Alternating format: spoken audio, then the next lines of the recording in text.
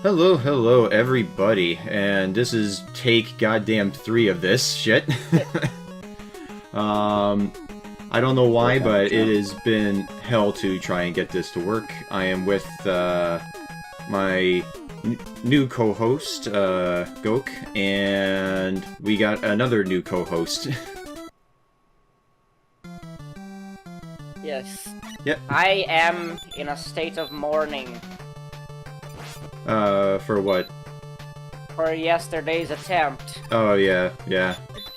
That was a pretty good recording, but, I make one little mistake and I have to get punished severely for it. It's just not my week. Well, you do live in Canada, so Yeah, true. yeah. Which part? Ontario. Thanks for doxing yourself. Yeah, no problem. Come fight Yeah. me, 1v1. Okay, Oh, it's just a province. third guy, introduce yourself. Well, Crimson is good. Kel is better. I DM games for Gokubon. Yeah, that was the thing. I don't think we ever mentioned how we all kind of met. So, Crimson, you just mentioned how you met Gok, and how I met Gok was that we were in a mutual game together, and I don't know, we just kind of hit it off. Yeah, and we're gonna start been playing. Where I'm now playing on Sam's Curse of Strahd campaign. Yeah, it's going great.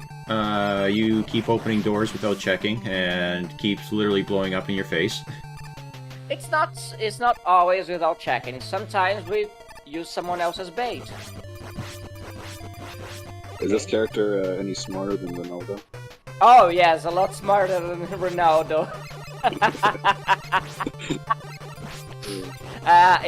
Sam, I don't know if I ever told you about Ronaldo.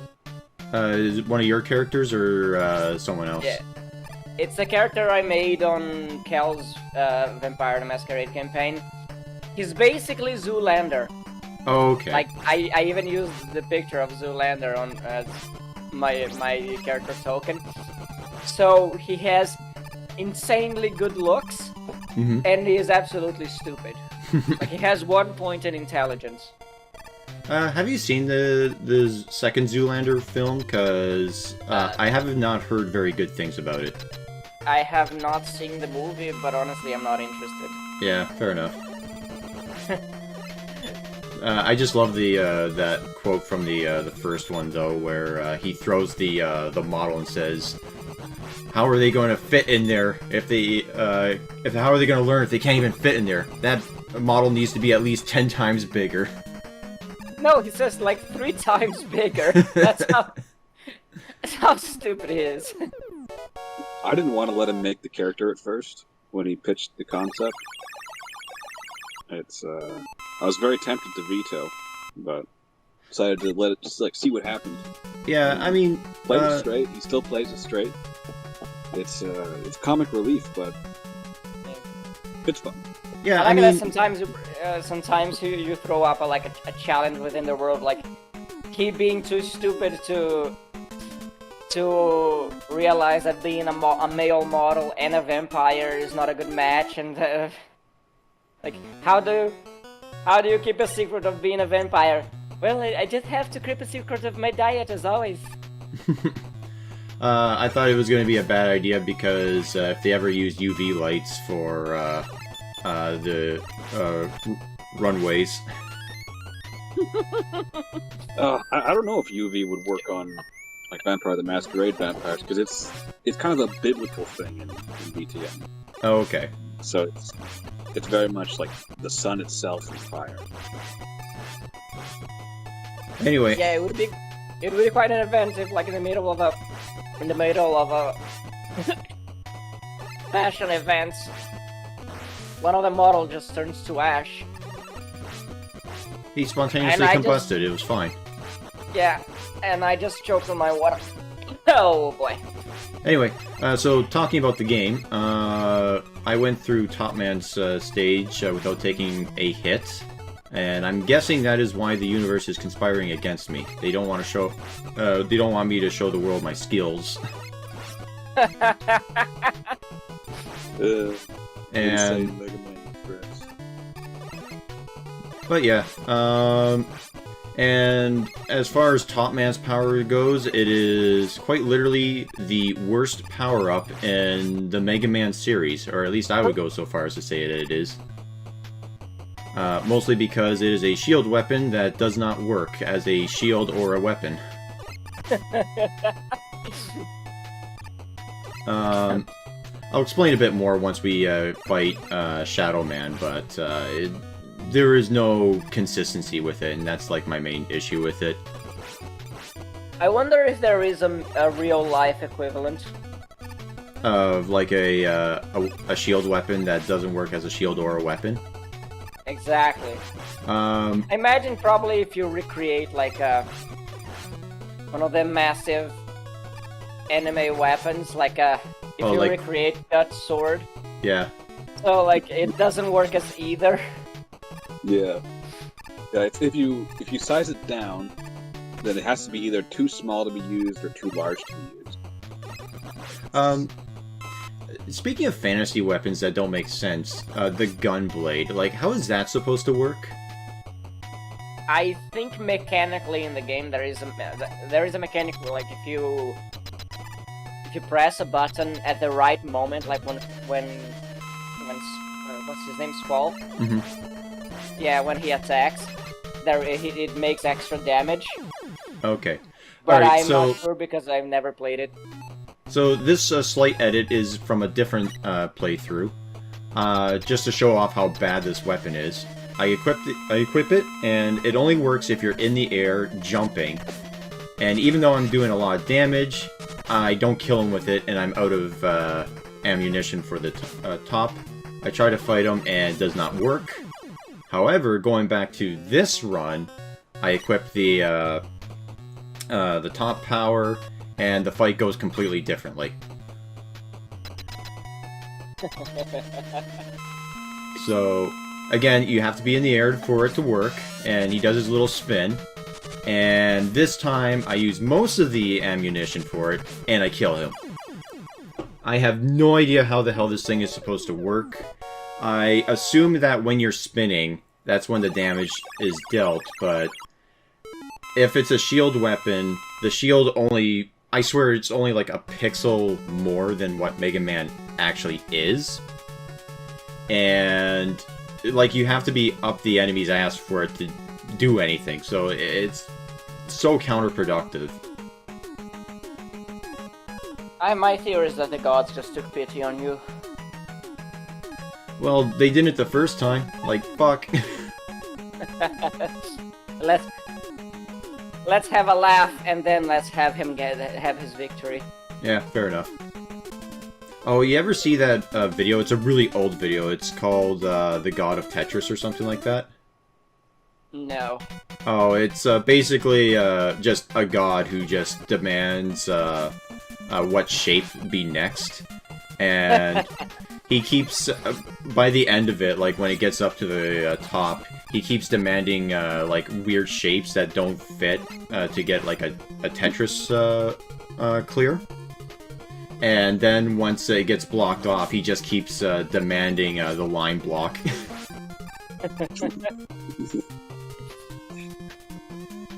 But anyway, so if we were doing a podcast right now, this would be a great moment for a very insightful political joke. Yeah. Let's try and keep away from those as much as possible. As much as I do like my political talks, apparently no one else on the internet likes them, so... But... That's a good way to get flagged, and it's... YouTube is not the place. Yeah. No, the truth really is that they hear his Poutine Muncher accent and they immediately distrust Sam.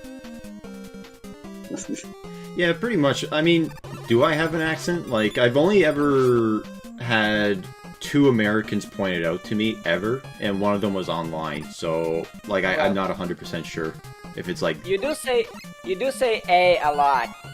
I do? Yeah, like whenever you were playing, and you start like one of your characters or your NPC says something in the start of the sentence, I say you have a subtle accent. It's not a real noticeable thing. Yeah, it's not like something I'm ashamed of or whatever. It was just curious because, you know, obviously I don't hear it because I'm around other Canadians all the time.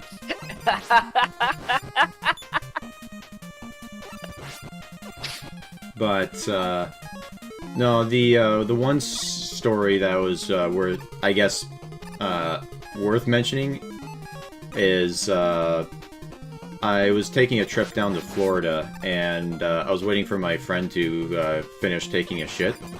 And so some guy just struck up a conversation with me, and we just talked about like where we were from and all that. And by the end of the conversation, he said, "Oh man, for a Canadian, you speak really good English." And I was like, "Oh, thank you." Oh, and I forgot about the glitch here. Apparently, I don't know what causes it, but I think there's like an issue with the whole a platform coming underneath you when you're standing on a fixed platform. But the way to counteract it here is to just do a little jump.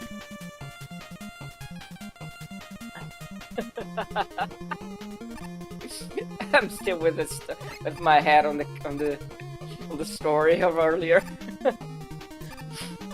Oh, the guy who said I speak good English? Yeah. Maybe he was under the impression that all Canadians are French Canadians. I would assume so, because every time, a website detects that you are Canadian, it immediately defaults to French. I don't know why. You speak French? I know enough to basically tell people I don't speak French. Je ne parle pas français. Yeah.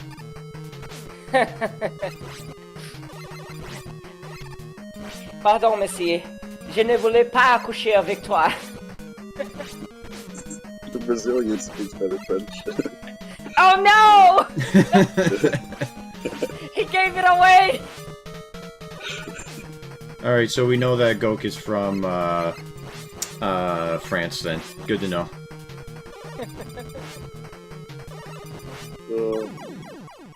And, for those wondering why I went with Snake Man first instead of going to Spark Man next, which is the Order of the Weakness, there's actually two weakness wheels, so to speak, in Mega Man 3. So there's a big one that has the 5 Robot Masters, and then there's a smaller one with 3 Robot Masters, and Snake Man is part of that smaller 3 one. So I figured I'd just get the small one out of the way first. Let's see, and what else is there? Oh yeah, speaking of, like, my week, it has not been a good week for me, aside from, the audio constantly crashing and crapping out. I almost got into, like, 4 car accidents in, like, the same day. Mostly because people just keep driving in my fucking blind spot for whatever reason. How many of them were Asian ladies? 1. Ah. And... Well, it's already influencing the per capita ratio. Well, as my dad always says, survey says. The 2 worst places that I've seen drivers in is New York and LA. Yeah, I've heard that LA driving was really bad. I've never been, but I just heard that it sucks. What a coincidence! The people there drive like they learned on roller skates. The 2 best cities in the U.S., I'm told. 2 of the worst. Yeah. Like, it seems like one of the first things you'll learn about LA and New York is that everyone outside of those places hates them. Like actually going to Manhattan itself, the place smells. It's busy. The people there are rude. The air itself smells like shit and piss. Constant cigarette smoke. It's probably not much better in LA or San Francisco. You guys see that JonTron video where he was talking about Dan Aykroyd's Skullhead vodka? Oh, he has a segment about New York. Yeah, he's like, I'm gonna take a walk right now just to prove how good it is. And it's like, he's going through like a dumpster fire. He's like, I tried to make that look as natural as I could. I can't go back out there. Man. I didn't live in the city itself, thankfully, but it's a short train out of there. Yeah. I did not like living there. Yeah, and I'm still trying to recuperate from choking more. Yeah. Oh my god, that was not a pleasant experience, especially during recording. Yeah, it's never fun. And to top off my week, I was chatting with a girl on a dating app that I've been using, and it turns out they were kind of catfishing me, but not really. It turns out they were trans the whole time, and I was like, oops. Oh my god! Yep. So I kind of... bigot. How could you? Hey, I mean, I can't help it. I'm not attracted to that, so... Yeah. Your preferences... We're not gonna be associating with you anymore, okay? Yeah, I'm gonna need to leave the recording right now. Yep. Feels bad. You have some stories to tell with that. Like, there was some time you... There was that time with a girl who was... How much she was charging? Oh, yeah. I think what set me off, like, that there was an issue with the girl that I was talking to this week, was because she called me a sweetie. I was like, no, women don't do that, especially before the first date. So I double-checked her profile and found that out. The other girl that I talked to, she was really upfront and being like really flirty and all that, and she also said that. And I was like, man, we haven't even had our first date and you're already calling me sweetie. That's like a half joke. And she said, oh yeah, because this is what I do. Here are my rates. And it turns out that it's, I think, $100 for a night, and then an extra $50 without a condom.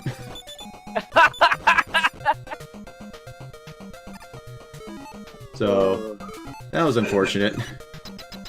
If it's that cheap, it's you don't want to go there.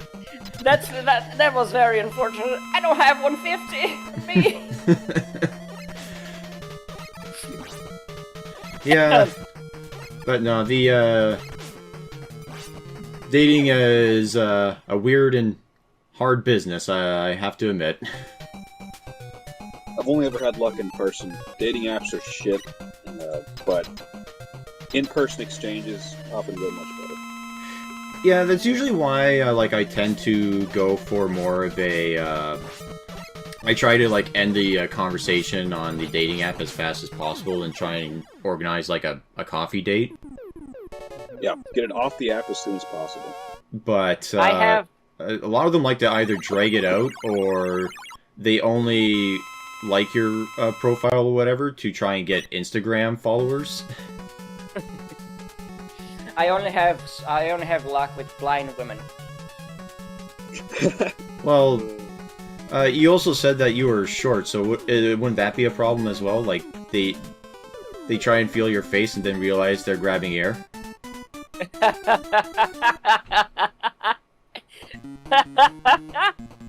Yes, but I have been told that I have what some women like to call a serial killer face.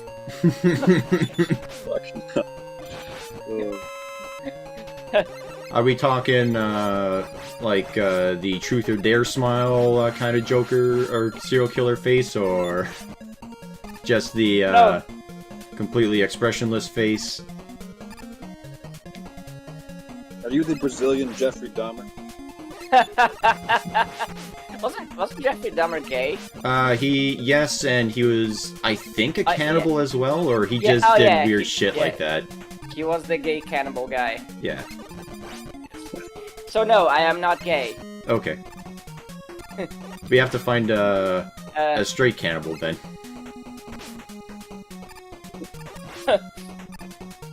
Bundy? Was Bundy a cannibal? I don't think he was. He just really likes to use his good looks to lure women.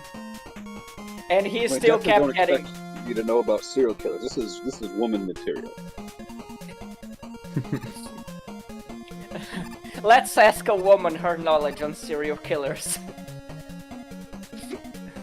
I mean, statistically speaking, they are attracted to them because just with the amount of times they write letters to them in prison. Yeah. I have yet to meet a woman who doesn't either enjoy crime drama or some kind of variation on that. But here's the important question: from whose perspective do they enjoy it? I don't know. The one that I know of and talked to about it, she said that she was more interested in like the psychology of it, like what drives somebody to do something like that, which I can get. But I kind of doubt it's like that for all of them, though. Probably a mixture. I mean, Ted Kaczynski got a girlfriend while he was in prison. Oh yeah. I just blanked on Ted Kaczynski. I just. Yeah, Algebra Cabin Man. Yeah. The man we all secretly identify with. We just haven't figured it out yet. If you. What you did is unconscionable. He stole me.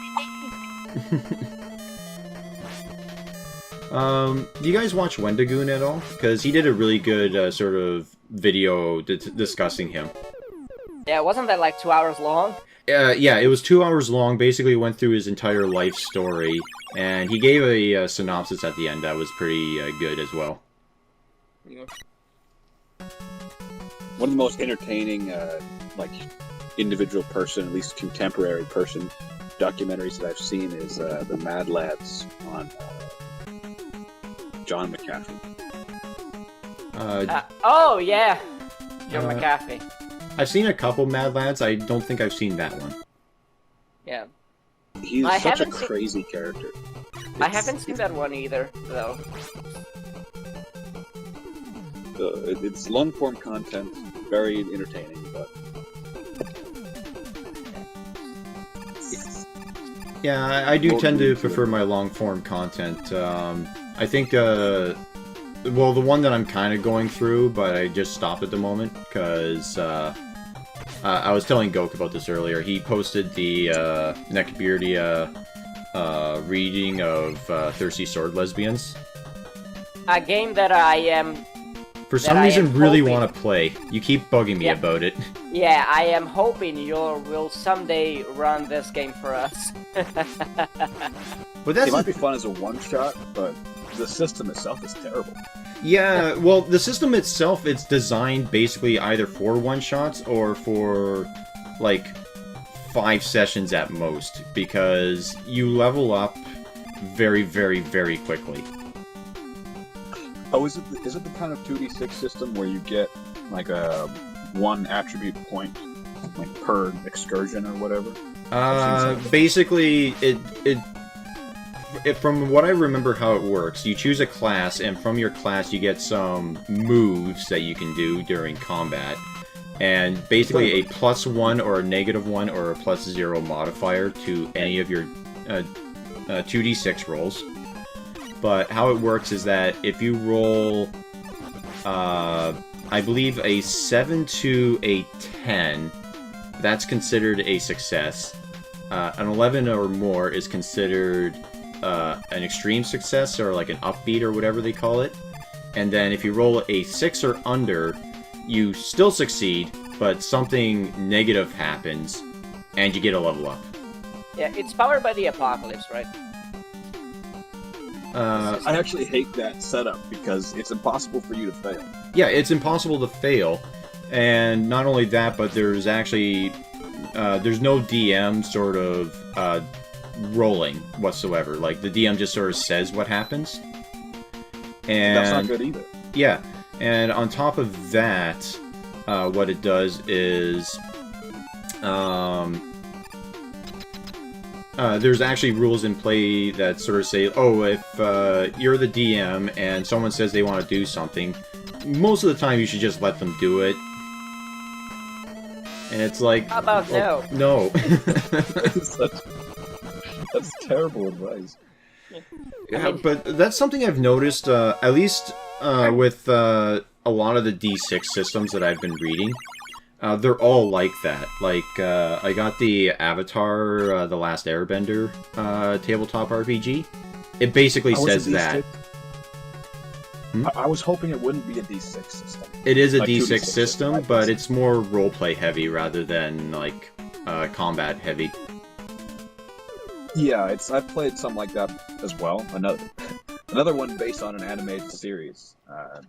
Attack on Titan, there's an RPG book for it. It's also 2d6. You can fail in it.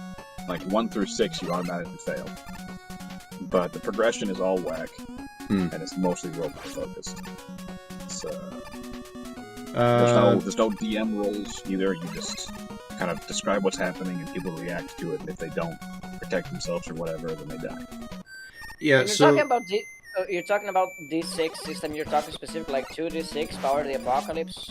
What specifically? I think it's the same. 2d6. And then the I know that Thirsty Sword Lesbians is not Power the Apocalypse or whatever you said. It's like Evil Hat made it. Yes, but I think the system is the apocalypse system. Maybe I haven't read that one, so I don't have anything to compare it to. I just find it weird that it's a 2d6 system rather than 3d6, but that's just me.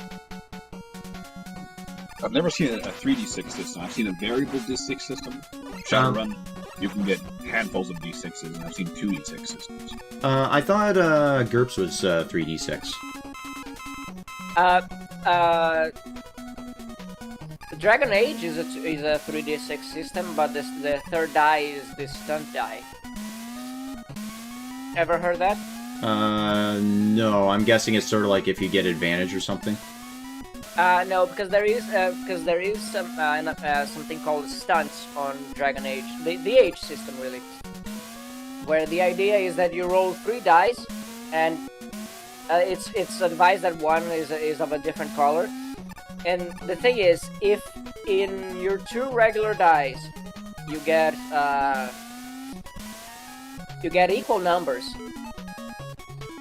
you get like for example, the 2 dice give you a 3. That gives you 3 stunt points. No, sorry, I think I'm wrong. No, I think then you roll the stunt die, and the stunt die.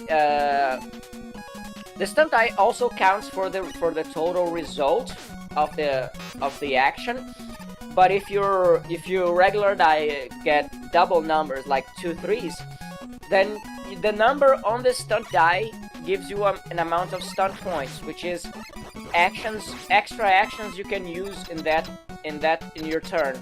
So for example, I get 5 stunt points. I can, for example, push an enemy out of the way, move to another character, and try to stabilize him if he is down. Okay, so it's kind of like the action system in the earlier Fallout games, then.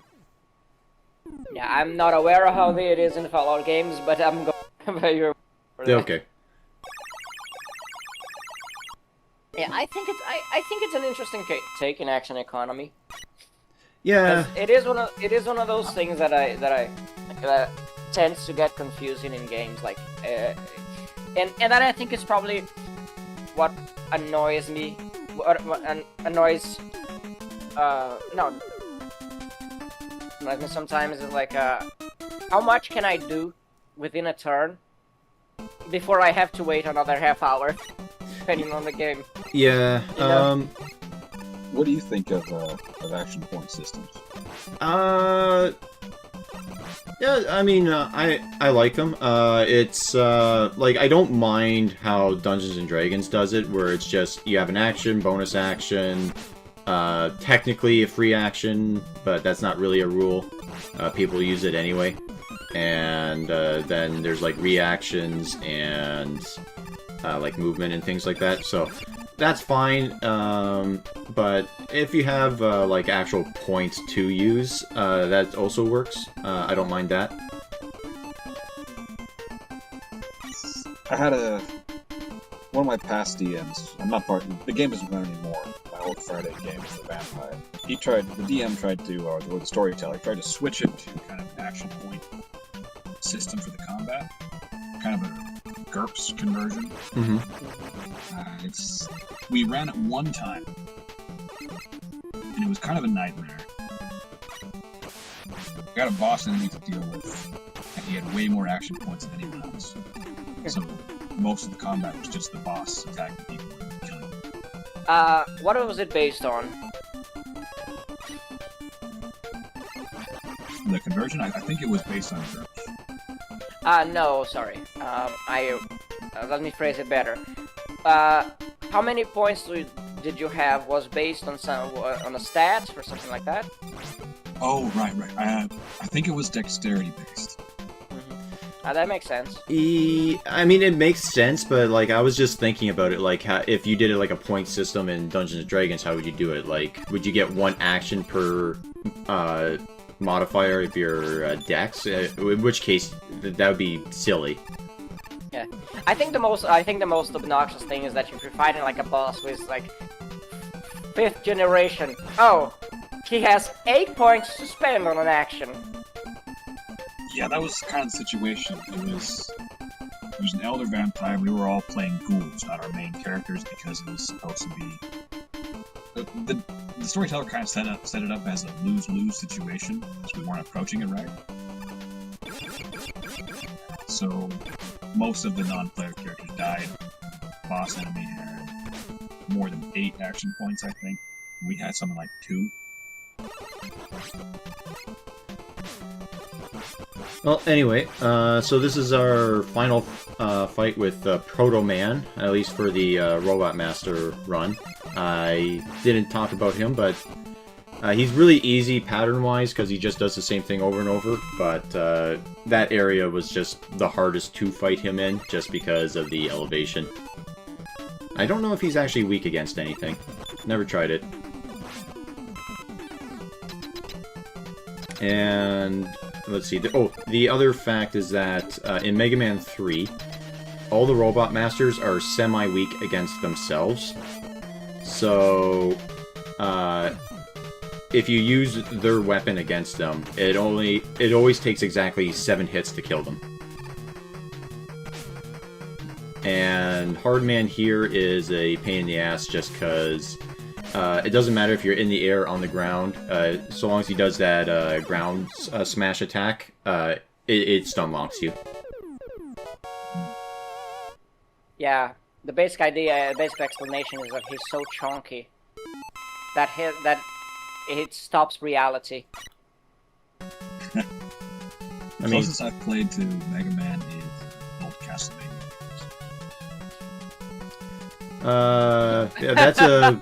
That's quite a step away, but I can see how the comparison could be made. Yeah, the closest I played to this game is a completely different franchise. No, it's not. It's not the closest thing. I mean, maybe Mario's closer. Yeah, maybe Mario could be considered closer to Castlevania, or at least the Metroidvanias. Oh no, I mean Mario closer to Mega Man. Yeah. I mean, if you're talking, I imagine you were talking about the NES Castlevanias. The one I played was simply. Yeah, the only connection I could really make is that in both games you get power-ups from beating bosses. That's about it. It's also a side-scroller. It's a little more explorative. Yeah, I don't think the Mega Man series ever really got too explorative. Like, I think the most it ever got was Mega Man X series, where you have to go back to get all the power-ups, or back to levels to get power-ups. But if you want to be really, really technical, I think the Legend series is the most explorative, because there's actual, like, little dungeon crawling in it. But tell me, Sam. Did you go back to get the Hadouken? Yes. I do know how to get the Hadouken in X1, and to be fair, that's the only X game I've played. I still, even though I have 2 and 3, I need to go and play them sometime. I did play 2, but I did not get the Shoryuken there. Don't you have to get all the power-ups, like in the first one? Yeah. I did get all the power-ups, but I did not go get the Shoryuken because it was such an annoyance to do it. Okay. Like, the way to do it is way more tricky than the Hadouken. Anyway, and the secret robot fights that you have by replaying stages is the old robot masters from Mega Man 2. And a little fact about this little spike setup here. The pattern that comes right there is the exact same that's in the Wily castle stages from Mega Man 2. I don't know why they decided to make the pattern like that. I don't know the significance of it. And I just heard that. I've never even bothered to double check it to make sure that fact was true. Yeah, we just have we have this level that we made up already. Let's just... Who cares? Who's gonna notice? Yeah, basically. You a longtime Mega Man fan? Or? I mean... yes, in the sense that I've been playing since high school, but that was back in, like, the late 2010s, when I got into the NES game era. I didn't actually grow up with it, if that's what you're asking. Gotcha. I know an unfortunate amount of Mega Man lore and, like, how things work in it. What do you mean, unfortunate? Unfortunate as in... I know that Iceman from Mega Man 1 has a crush on Roll, which is Mega Man's sister. But... Are you telling me that the women are not excited to hear your Mega Man knowledge? Yeah, surprisingly, they immediately go for the pepper spray and then scream obscenities. I don't know why. But the unfortunate fact about what I just said about the Mega Man, Iceman and Roll, is that canonically they are considered cousins. Like, all the Robot Masters are cousins to each other. Hey dude, it's not cool that you say that, okay? It worked for my parents, why cannot work for them? Uh-oh.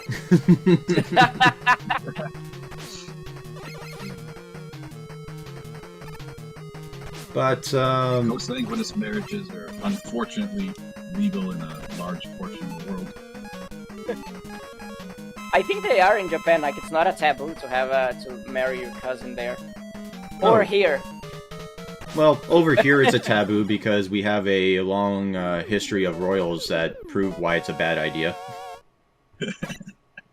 Listen, nobody remembers the Habsburgs anymore, okay? Unless you're talking to history nerds on Twitter, nobody remembers the people with the pouty chin. The pouty chin, the blubberous forehead, the poofy lips. The set of their jaw is really what does it the most for me. And to think that's a painting, so the artist who painted that was like, well, this is the best I can do with what I'm given. They might be doing favors. Let me make it as flattering as I can. That's what I mean, yeah.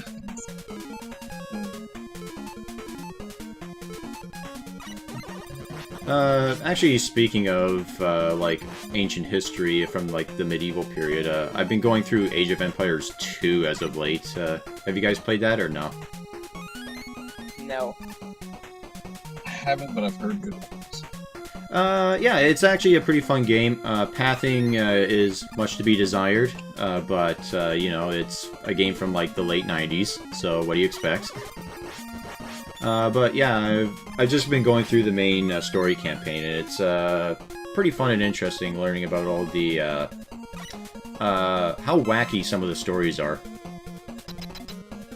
Like Emperor Barbarossa, for example.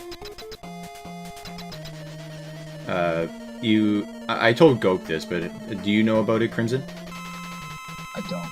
Okay, so he was the Emperor of the Holy Roman Empire, and he managed to... Holy Roman Empire. It was more German than Roman. Well, yeah, but, I don't know, they called it the Holy Roman Empire, so... whatever. Anyway, so he was part of that, and he managed to unite the people, and he led a crusade into Jerusalem, you know, as you do. And he went onto the crusade with them, and it was a long and tiring and grueling ordeal, to the point where once they got through the desert, they were all hot and exhausted, and Barbarossa decided to take a swim in the river that they got to. But he didn't take off his armor, so he drowned in the shallow river. And when they pulled his body out, they were like, oh shit, this is our whole reason for coming out here for the crusade. Now what do we do? And then I guess one of his commanders, or somebody up top said, you know what, fuck it. We came this far, we're gonna see Barbarossa to the end of it. So, to make sure that Barbarossa made it to Jerusalem, they put him in an empty wine casket and filled it with vinegar to preserve him. And then invaded Jerusalem. And that's actually a mission in Age of Empires 2. Oh. Yeah, you have to get his pickled body over to the other side of the map. That's an awesome mission. Just to remind everyone, when you're looking at the barrels for supplies, don't take the one with vinegar, okay? No, but that's the weird thing, right? Like, it's a true story, but if I were to put that in, like, a D&D campaign or something, like, I would get lauded as, like, the worst DM ever.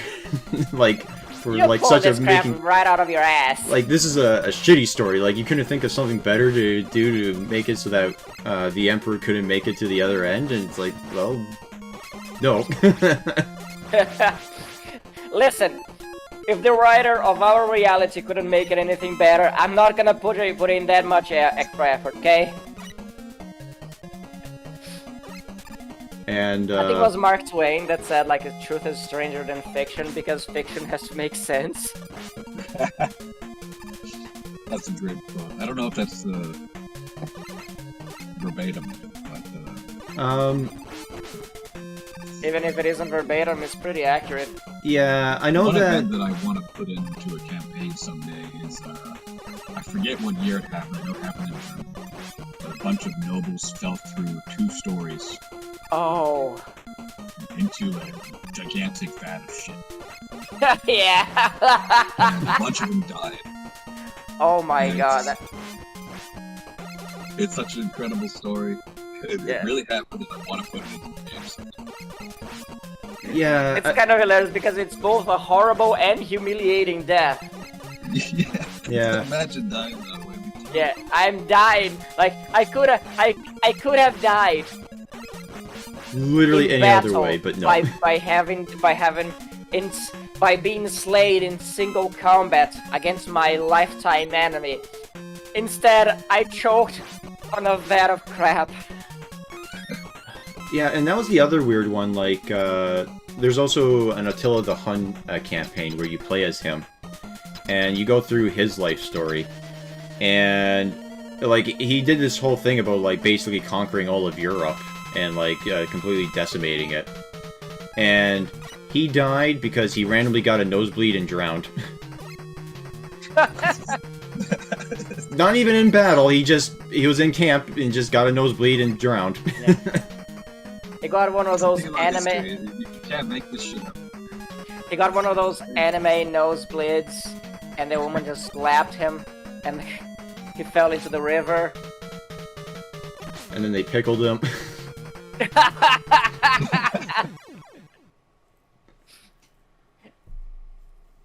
And then there was a famine, and they didn't look into barrels before using the contents. Yeah. And also, there's the Genghis Khan campaign, sorry. And, apparently, they were super brutal to, their prisoners. To the point where... What? The Mongols? No. Yeah, but like, I knew they were brutal, but it was like, one of the things that they did was that, oh yeah, they would round up their prisoners and dump boiling silver into their eyes and mouth, and it's like, Jesus fucking Christ. Just decapitate them already. Come on. Isn't as bad as Vlad Tepes on the Turks, though. What? Vlad Tepes, what he did to the Turks. Ah, yeah, the impaling. And, well, I know about the I impaling, think it but... was something like 10,000 plus Turks be impaled out of Targovishte. Well, to be fair, in Vlad the Impaler's case, he did it because he was a prisoner of war, and they took over his homeland, so he did it as sort of like revenge. Yeah, like the Ottomans were basically the perpetual enemy of the lords of Wallachia and the surrounding countries at the time. So they had a rivalry to explain it. It's still pretty gnarly though. You get into you go to invade a country and you see basically a forest made of your countrymen impaling through the ass. I mean, it's a good warning. I don't think, like, you're probably gonna look at your soldiers are probably gonna be like, I'll fight this guy. I'm not sure. It might be a mixture of... It depends on the person, right? Some people would respect that as an act of extreme will. Some people would be terrified by the brutality, by the consequences it implies. You respect... Some people would think of it as a challenge. Yeah. Killed by people. You respect it as an act of extreme will, and you feel your sphincter tightening. That's not what I meant. Yeah. Anyway, so what do you guys think about Gemini Man and having an ice theme and weird embryo egg things? I think this is the seizure level, actually. I think that's what's the name. Yeah, I never got the reason. Maybe the whole the embryo egg thing because of like how like to be a twin, it's like that's how that works. But I don't get the ice theme. Is there something relating to ice and twins? They look more like crystals to me. Well, even then, like, what does that have to do with twins? I don't know. Crystals grow. Maybe that's it. That's really what it is. Like, crystals are rocks that grow. I thought they were magical, like sentient things that are powered by moonlight. Yeah, that is going by Gwyneth Paltrow's logic. No, that I was aiming more for spirit science, but yeah, that works too. You guys hear spirit science? I have no spirit science. Yeah, it's a YouTube channel, and he has a wacky explanation as to Martians and where Jews come from. Can we go there? I don't think we can. I'm not saying that this is what I believe. I'm just saying this is what he believes. And I'm saying that maybe. I'm saying that YouTube might not like you going there. Yeah, no. But just for the record, YouTube, I didn't say anything. Yeah, it might not clear things, even disavow them.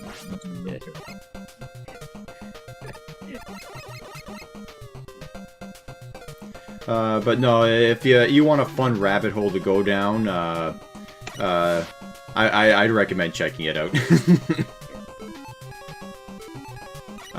Apparently, like Oni Plays and those old Newgrounds guys actually know him personally. Because he used to like actually be a part of that Newgrounds community. But apparently he was not well respected. I wonder what. To be fair, that was before the whole spirit science thing, but yeah. Well, it takes a certain kind of person to believe that kind of... Or it depends. Yeah, well, recently he now believes that Emma Watson is the reincarnation of Jesus Christ. So that's God! So like that's the That new. sounds too much like a parody. That sounds like such a downgrade. I was in the former life. I was the Messiah who created one of the most influential religions on the planet. Today, I was that mid girl who was in Harry Potter. I thought you were gonna say girl that got cast as the most beautiful woman in town. Yeah, like I was just about to say, like, I was surprised you didn't go with the Belle reference, because, her name is supposed to literally translate to beautiful. Yeah. And they purposely made her look mid.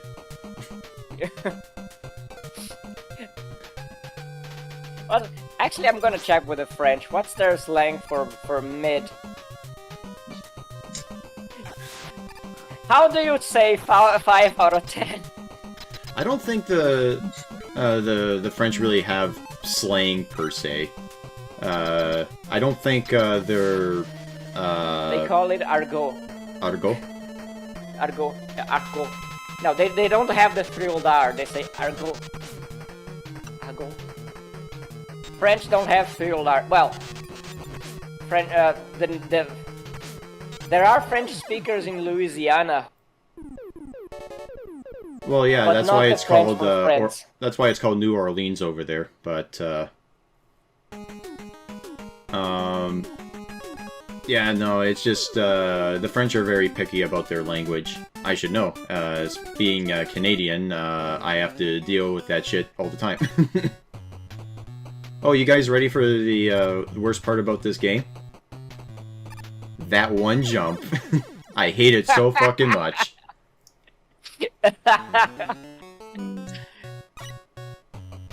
There's always that thing, like you love a game, but there's that one moment that you're dreading all the way you play. Yeah. I'm trying to think what some of my favorite games that are like that. I guess for Fallout 3, it would be like just the very beginning.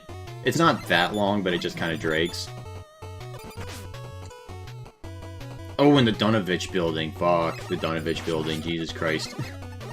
I have no clue what you're talking about. Have you played Fallout 3, Crimson?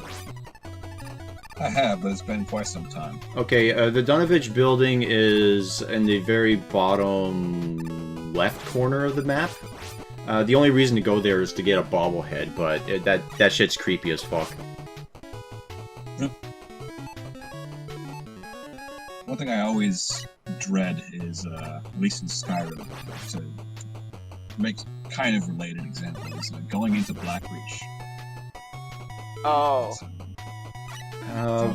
It's kind of cool on one hand, but it's also... Yeah. Have you seen that place, Sam? Describe it to me, because I'm not too familiar with the names of places in Skyrim. It's the massive underground cavern where you go to look for the Elder Scroll.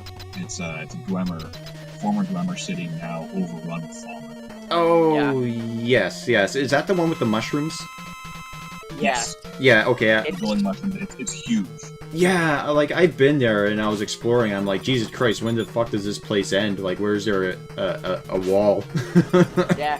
Oh, in one hand, I do appreciate it, because I wish more levels in Skyrim were like that. It's really cool, right? On the one hand, it's really cool, because you kind of just get lost in it. Yeah. But Take 3. after the first couple of times going through it, it's no longer enjoyable in my mind. Kind of like that jump that I just made. Yeah.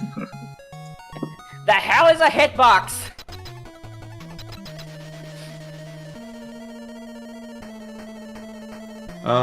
Also, if anyone's wondering why I kind of, like, let myself die in front of, like, robot masters, it's because, I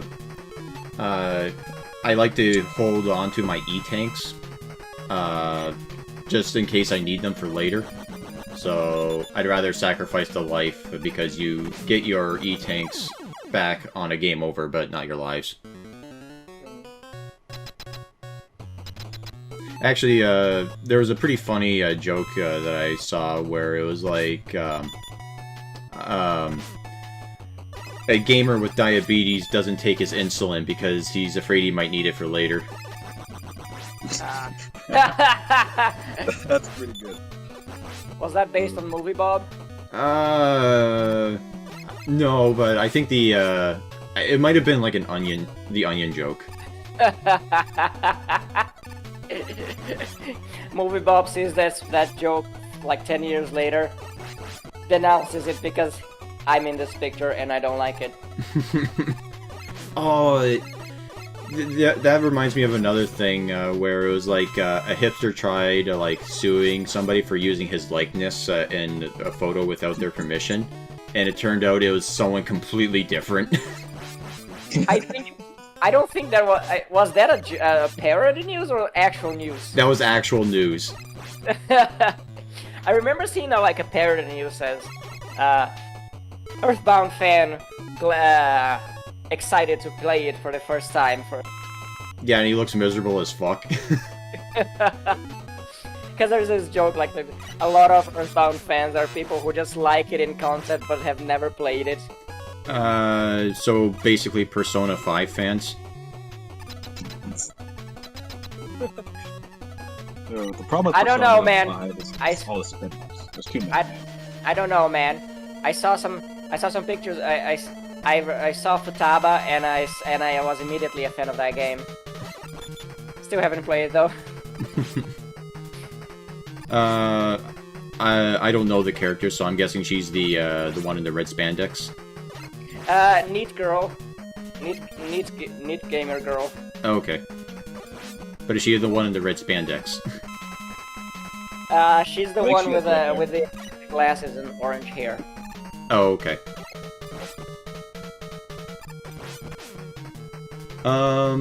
Let's see, what else is there? Oh, do you guys ever, do, like, any, like, painting models or anything like that? Or is it just, like, purely, like, just online, tabletop RPGing? I prefer in person, and I have painted models in the past. It's a lot of fun, but it's a little prohibitively expensive.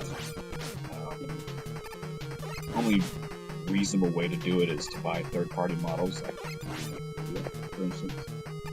Yeah, I have tried for years to find a group to play in person, but I'm still unsuccessful. Yeah, well, you mentioned you live in the, like, the boonies kind of thing, right? The what? The boonies, you know?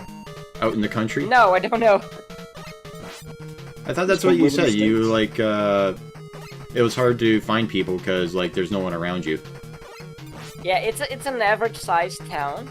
Okay.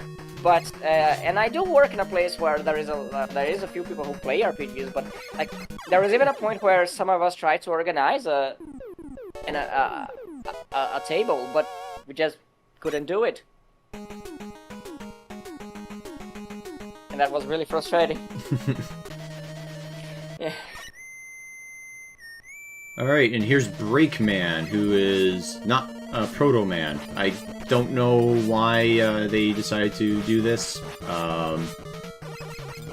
Just one of those mysteries of life, I guess.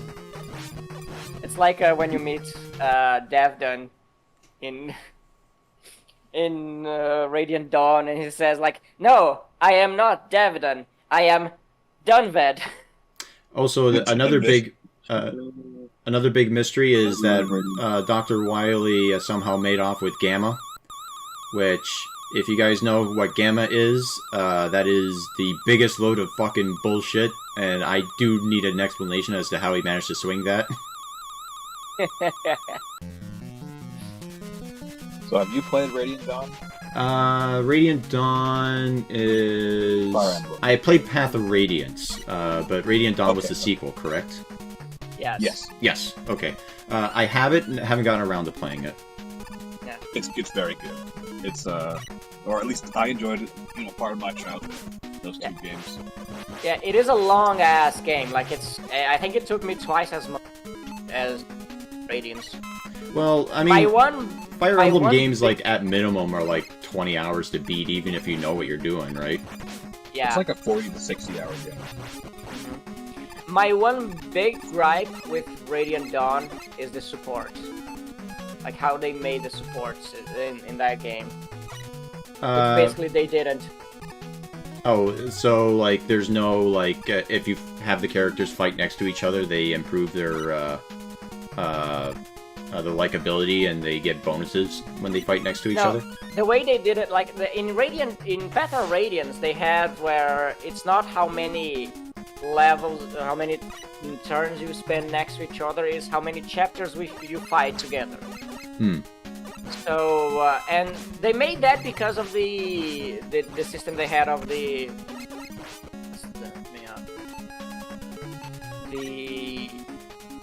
bonus experience. Because bonus experience forces you to be a bit faster with how you play the game, so they couldn't have the old system for sports. Okay. In Radiant Dawn, there is no pre-written support. There is no specially made supports between characters. You can pair basically anyone you have in your party with anyone, but you only get, like, whenever they interact, you only get the most generic conversations ever. It's terrible. Because, like, one of the main reasons to replay the game with characters you wouldn't otherwise play is to get the supports.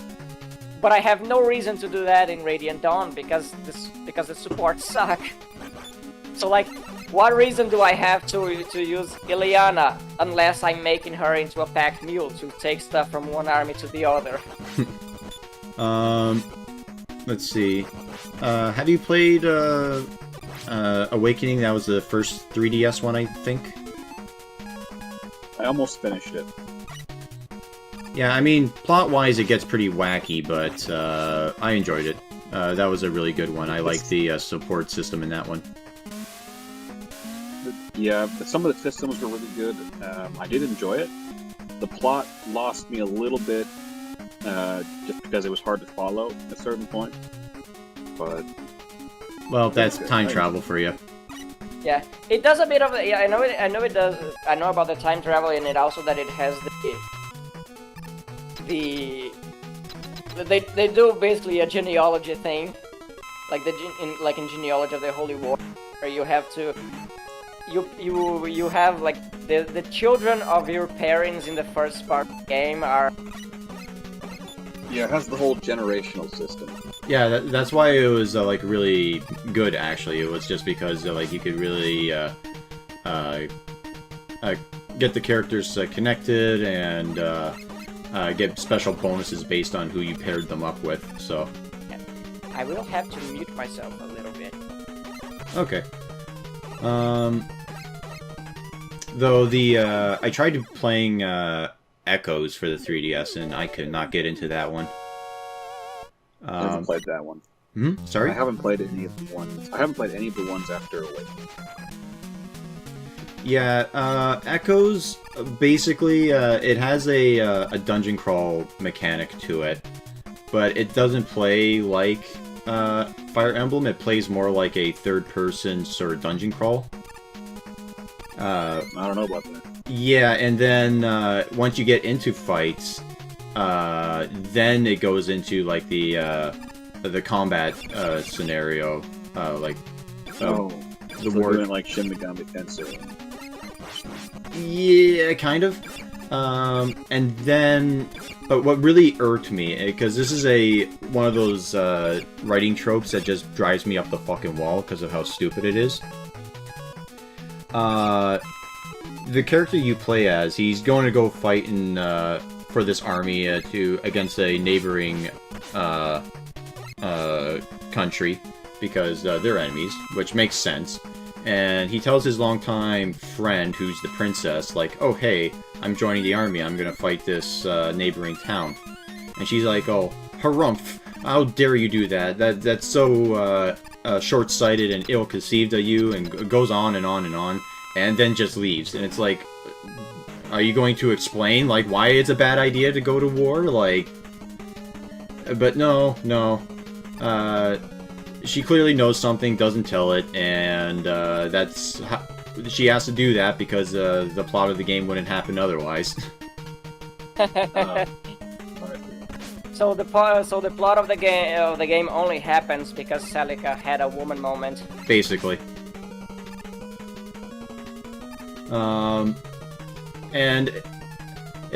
And you as the player know that there's something going on because they show a cutscene of essentially her having a precognitive vision of what's going to happen in the future. And it's like, you couldn't explain that? Like, I don't know, is it part of, like... Again, it pissed me off to the point where I didn't play any further, so I don't know, maybe there's like a religious reason as to why she couldn't, but still. I don't know, maybe she's part of a clergy and it's like, you're not allowed to divulge information of the future. Is it a future-telling thing? I would assume so, yes.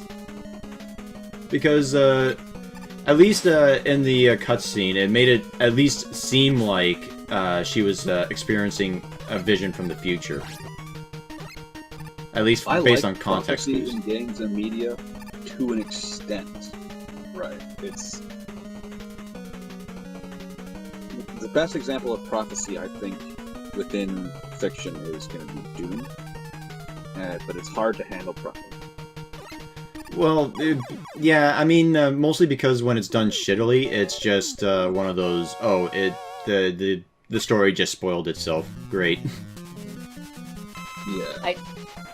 I would like to see a book series right now that does it a little bit, but it never says what the prediction is until it's already happening or it's too late to stop it. Mm.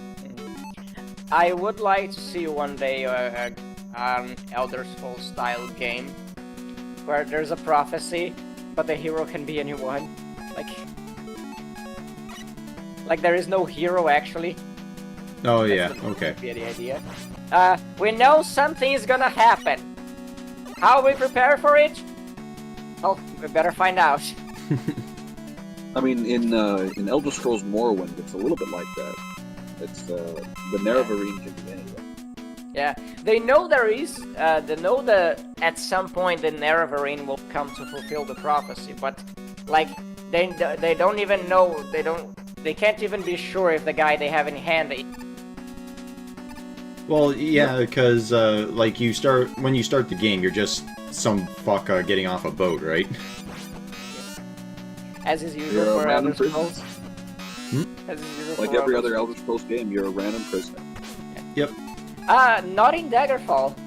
In Daggerfall, you just wake up in a cave. Well, that's a bit of a downgrade. Really, I thought that was the whole point of Elder Scrolls, was that you were always a prisoner. Like, it didn't even matter what for. It was just like, oh, you crossed a border. Oh, that's what I mean. It's the prisoner adds something a little bit. It's kind of... It's a little bit of a trope in Elder Scrolls, like starting in a tavern in D&D. Mm-hmm. But it's kind of a... I would dare say beloved trope, at least in Elder Scrolls. Yeah. What isn't a beloved trope is how they keep cutting stuff, keep skills and content in as each game comes up. Yes, cutting content such as attributes and reducing the skills, cutting out the magic creation. Yeah, that was terrible. That was a terrible idea. Yeah. Simplifying the voice. They really simplified Spoon. Like the way I think they thought that the perk system was a good replacement for the whole idea of attributes. I think they had it really backwards. Because like. So this is a whole debate, right? Like if you prefer attributes or if you prefer the perks. I think they could have both. Well, they could have both. I think it's both, and that would be the best. But if you had to choose between the two, which would you choose?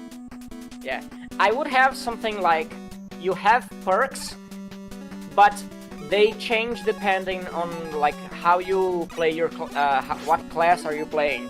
For example, if you pick a class, if you make a custom class, for the skills that are your main skills, your major skills, you're gonna have a more extensive perk system, and a more limited one for their minor skills.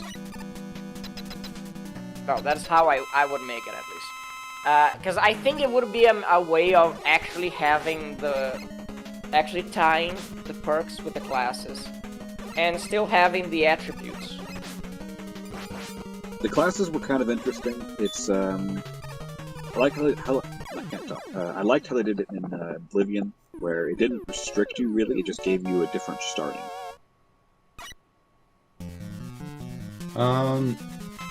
Yeah, it's I can't really say too much about it, at least for Elder Scrolls, because I've only played 4 and 5.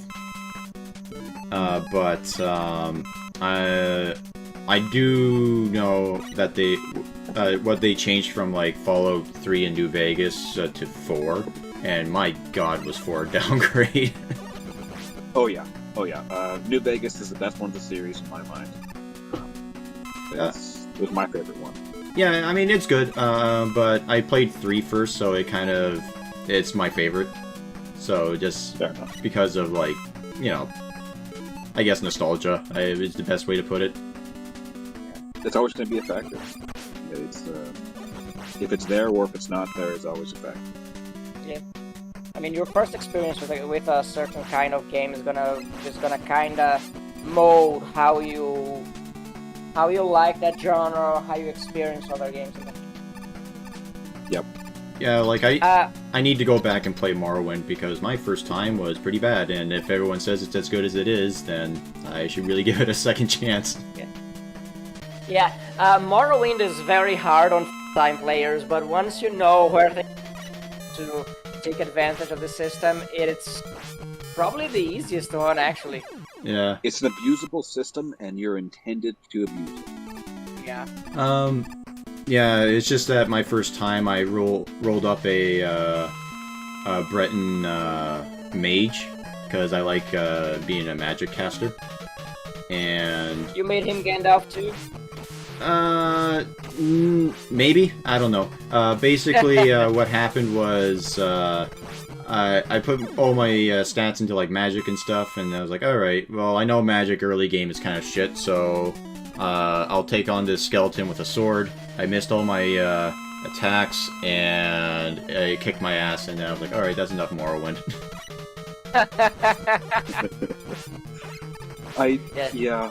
The ability to miss attacks in Morrowind is a bit antiquated at this point, like for a video game, but...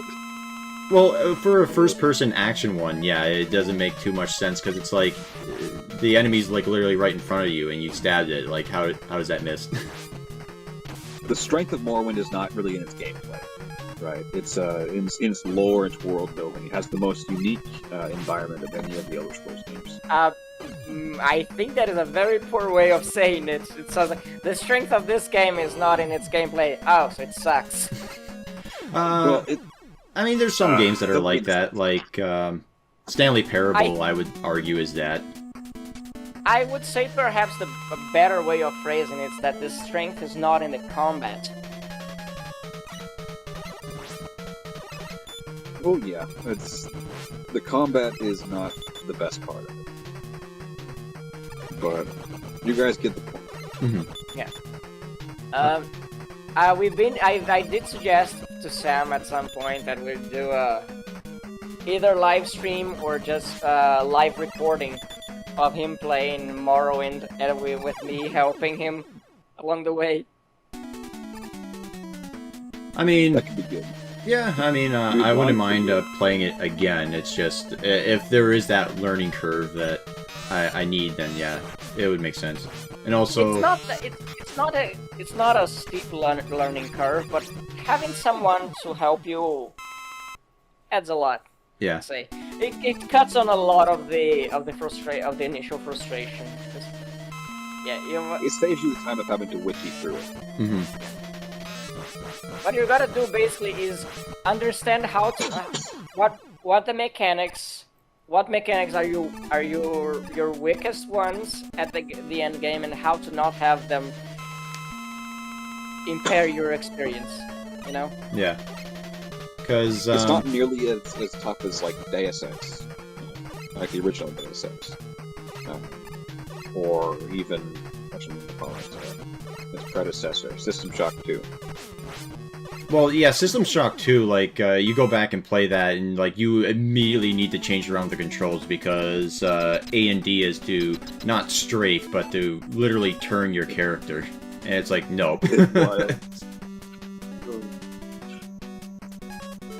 System Shock 2 is, I wouldn't say a timeless classic, but it is definitely a classic. Yeah. They made the controls of the game thinking of GoldenEye 64. Well, GoldenEye 64 is actually, you know, good and all that. It's just, I don't know, it's just, like, literally, instead of strafe, it's turn. It just blows my mind. Yeah. It is one of the control schemes on the FPS games for the 64. Well, that's... Where, like, you're the... sorry, you're the what? I forgot the name of the thing. Oh, okay. Yeah, it's just that the, it makes sense to have at least... Like, with GoldenEye, there's at least multiple options to choose from as to how you want your control scheme. And I guess that would be one of them. Like, you could make the control stick actually be your vision and, like, control movement with the C buttons. Yeah. Yeah, the control stick. There is one of the control schemes on the GoldenEye and Perfect Dark is that the control stick, it moves you forward and backwards, but to the sides it's turning. Like if you press to the side, it turns your character, and then the C buttons are for strafing and looking up or down. Yeah. It sounds very weird. It sounds weird, but, like, you get used to it pretty quickly. Yeah. And also, this was the fake Wily the whole time. What? Which do you guys think is the best old school boomer shooter? I Probably... have not that much experience with boomer shooters. I would say Doom, which is like a generic bitch response, but, you know, it proves my point that how many games, or how many things it can be run on still just fine. I have an equally generic response, Quake. I did play a bit of Quake. Quake 1 and 2, I did play a bit of both, but I've never finished them. I played a little bit of Quake and didn't get into it as much as I did, like, Doom, but that was about it. It was alright. One game that encapsulates the genre very nicely, but comes after the fact, is a Painkiller. Yes. Oh, yeah! Yeah, that was a game that I was thinking of Let's Play. Oh, by the way, this is Gamma. So, if you can tell me how an old crazy scientist managed to steal this without anyone looking, please feel free to comment. Well, it's not that difficult to choke an old man. So, and choke an old man unconscious, so... Oh, and... Dr. Wily got some jujutsu lessons, found found Dr. Light in a vulnerable position, put him in a headlock. And of Gives course, you enough time to lift a 50-ton robot. and of course, the only weapon that really works against Gamma is top spin. And for whatever reason, when I used it, it killed him in one shot, but took away like almost no energy. So, just adding to my point that I have no idea how the fuck this weapon works. I don't think the game does either. Yeah, like I don't know. I mentioned this in previous recordings, but if anybody knows, like genuinely knows how the fuck top spin is supposed to work, please let me know, because I do not understand it in the slightest. And if you're gonna insult Sam for his lack of knowledge on this subject, please do it at the beginning of your comment and not at the ending, okay? In the middle might be okay. Also, Dr. Light, it said that his name there was Dr. Wright, which is technically a translation error, but also not really. Because that's what his name is in Japanese. It's just that, for whatever reason, it got changed over to Light when it came over here.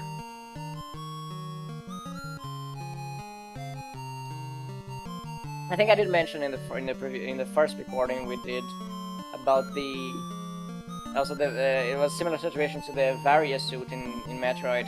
Oh yeah, you did mention that yeah, they translated it like completely fucked up. Yeah, because the original Japanese was supposed to be like English for a barrier, but in Japanese they write that as barrier. But as the translation team was, I guess perhaps they didn't communicate very well with the localization team. Actually, didn't communicate very well with the Japanese. They saw barrier. What the hell is that? Japanese cannot pronounce V's. Let's go with Varia. Which honestly, I think it's a much more interesting name. Yeah, I mean, it does sound like it's like a planet. Or like it came from a planet. So. Localization makes some funny things. Indeed. That's why the half of the dialogue in old NES games is fantastic. But anyway, that was Mega Man 3. And as per usual, we barely talked about the game, so... Yes. We're making that a tradition, and I'm not regretting it. Fair enough. Anyway, so as far as the next game goes, I'm hoping to do Mega Man 4, 5, and 6 sometime in the future, but ever since all this recording nonsense, I want to take a bit of a break from it, so we'll see about doing something else, maybe Painkiller or some other game. But anyway, hope you guys enjoyed, and I'll see you all next time. Have a nice night. Bye-bye. Bye.